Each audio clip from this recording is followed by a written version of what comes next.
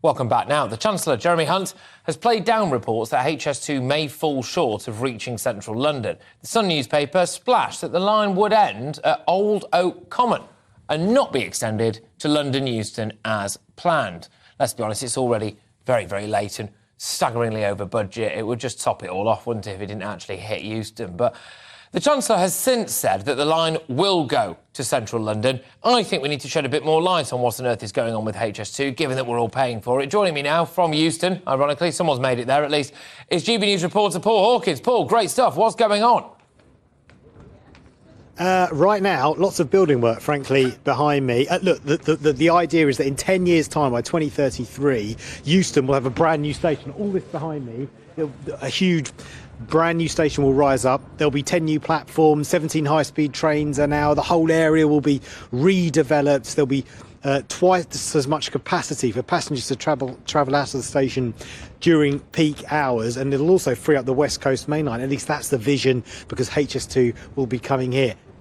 That was until there was a report in The Sun this morning which said, actually, because of inflation, it's running massively over budget. It might have to wait until 2038. It might not even happen at all. In fact, the train may terminate at Old Oak Common. That hasn't even been built yet. That's out in Acton, 5 miles to the west of us.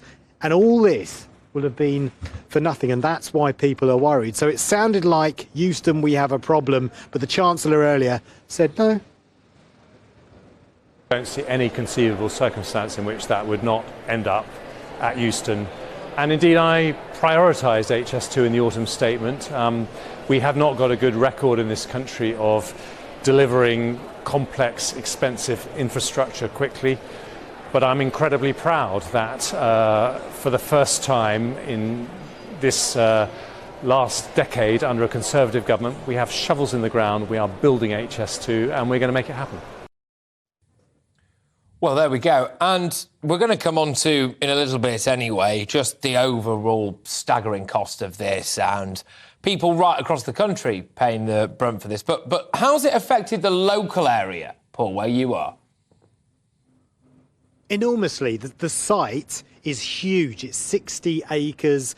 Behind me, a huge, if you look at it from above, there's a huge footprint next to Euston Station where they've been digging for 10 years and they've still got another 10 years to go. So it's going to affect loads of businesses around here. There's been problems with parking, pollution, noise. There used to be a huge hotel behind me. That was knocked down, so businesses have been relocated.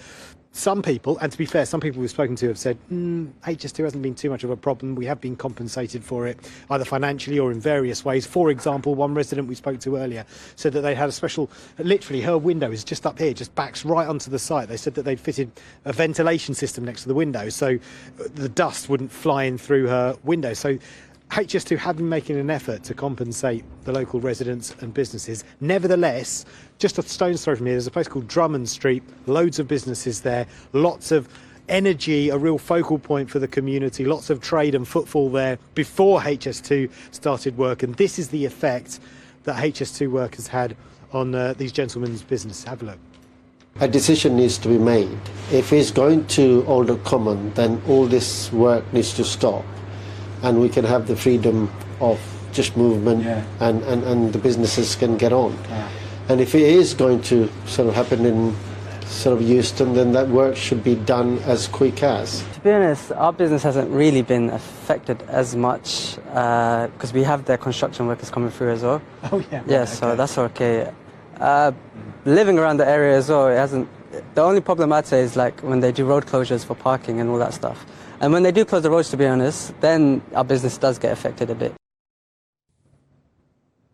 Yeah, so the key word there from that first gentleman was uncertainty. And on that point, Labour-run Camden Council say that these reports represent more unacceptable uncertainty to a project which has already knocked down 200 homes. They say our residents will fear that after years of disruption, they'll get no benefit at the end of it. But so hopefully they will find those words from Jeremy Hunt a little bit more reassuring earlier today that Euston indeed will be the end destination for HS2. Indeed, Paul. Thank you very much. Paul Hawkins there reporting to us from Euston. Joining me now is Penny Gaines, chair of Stop HS2. I wonder how she feels about all of this. But Penny, yes, I mean, it will probably not come as a massive shock to you as somebody who's all over HS2 to learn that it is now whoppingly over budget, something like £15 billion quid, expected to cost taxpayers 60 billion in the round, might not even hit its final destination. Why should, in your view anyway, this just be stopped now? Well, there's many, many tens of billions of pounds to be spent on it. So there's a huge cost still to come. It makes a great deal of sense to stop it as soon as possible to avoid spending all the extra money that's going to be spent. And when you listen to what Jeremy Hunt said, he wasn't the sort of gung-ho, let's build it straight away. He was very wishy-washy about it. They spent a couple of years debating about whether they were going to keep the route to Leeds going before they finally cancelled it. It makes a lot of sense to make the big decisions and cancel the HS2 in its entirety. I suspect they've come too far, though, Penny. I mean, a lot of people, not in London at all, by the way, up in Manchester, etc., have faced compulsory purchase orders on their businesses. They've had their homes, I would say repossessed, it's in essence repossessed, I suppose, and property prices damaged massively. The government surely has come too far to back out now, even if by the time this rolls around, which might be 2038, presumably we'll all be driving hover cars by then anyway. It's really devastating for the people who have had their homes and properties and their businesses devastated by HS2. Unfortunately, that's already happened, and the government should be paying the compensation that those people are owed to cover that costs.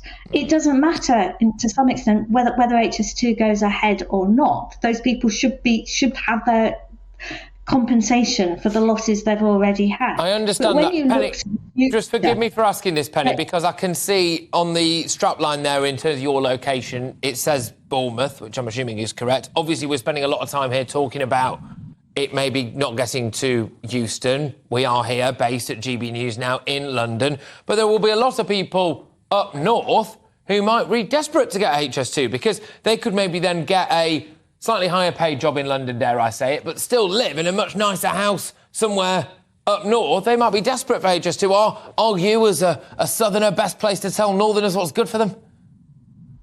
I wouldn't want to tell northerners what was best for them, but what you see is that there are a lot of people who want to be able to get round their local area. Sure, you could end up earning London wages and living in places like Manchester or whatever, but then you have problems in the local area that the local people who want to work locally will be priced out of their homes, which it already happens close to London.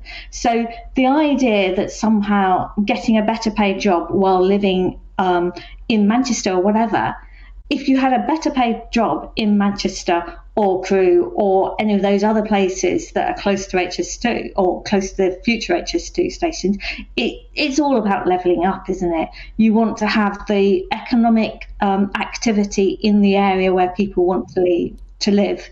You don't want to make them spend hours travelling to London to have a decently paid job. You want to level up the country.